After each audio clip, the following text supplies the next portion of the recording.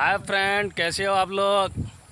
ये देखिए गन्ने की खेती है।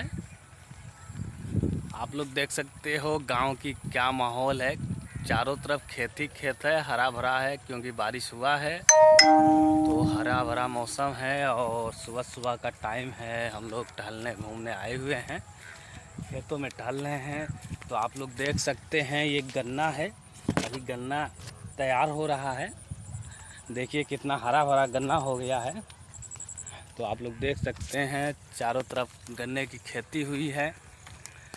और हम लोग सुबह सुबह देखने के लिए आ गए हैं क्योंकि अभी तो बारिश हुई है नहीं, बारिश होने वाली है। मौसम बना हुआ है सुबह सुबह, तो टहलने के लिए आए हैं। तो आप लोग देख सकते हैं दूर दूर तक नज़र गन्ना ही आएगा यहाँ।